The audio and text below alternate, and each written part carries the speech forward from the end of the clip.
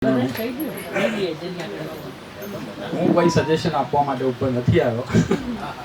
હું કંઈક અલગ જ બોલીશ. હાલો, કે એક મોટો ચિત્રકાર હતો, પેઇન્ટર. એણે એક જબરદસ્ત પેઇન્ટિંગ બનાવી અને એનું નામ હતું આખા અમદાવાદમાં, આખી ગુજરાતમાં, આખી ઇન્ડિયામાં.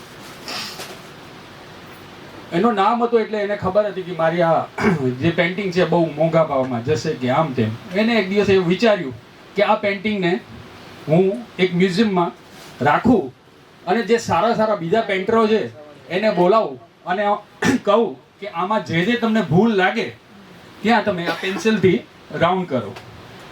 એમને આવી રીતે પેઇન્ટિંગ લગાવી દીધી અને બધા જે બીજા પેઇન્ટરો હતા એ આવ્યા અને દરેક પોતપોતાની જેવી દ્રષ્ટિ હોય એવી દ્રષ્ટિથી જોઈ અને બધા કરી ગયા.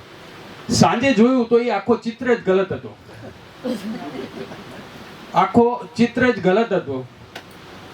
તો હું સ્ટાર્ટ એટલા માટે કરવા માંગતો હતો, આંગળી મેં એટલા માટે ઊંચી કરી હતી કે જરા વિચારજો. જેને જે સમજાય એને સલામ.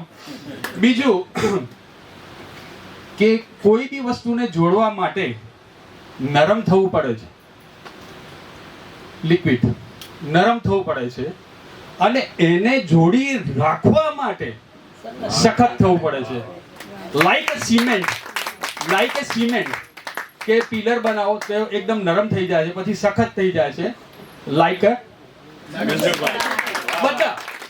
બધા આપણા એડમિનો બરાબર ને, બધા આપણા, એમ નહીં કે કોઈ બી બાકી નહીં ભાઈ, બધા. બસ એટલું જ મારે કહેવાનું હતું. હું કઈ સજેશન આપવા નથી આવ્યો, પણ લાસ્ટ ટાઈમ જે થોડું હતું, હું એકચ્યુઅલી જોબ કરું છું એટલે મને ટાઈમિંગનો થોડું એ અભાવ રહે છે. તો લાસ્ટ ટાઈમ જેમ કીધું હતું કે 2 થી 3, 3 થી 4, 4 થી 5, 5 થી જે દિવસે હું રજા રાખી લઉં છું, 2 જણાનો હોય છે તો અમે 2 જણા બેસી જ જઈએ છીએ, પાછી કોઈ એ નથી હોતી. પણ જોબ હોય છે તો મને ઇઝી પડે છે, બિલકુલ નિયરેસ્ટમાં છે તો હું આવીને ભાગીને પાછો જતો રહું છું. તો એ માટે કહું છું કે 1 થી 2 કે 2 થી 3, બાકી બીજું કશું નહીં. Thank you.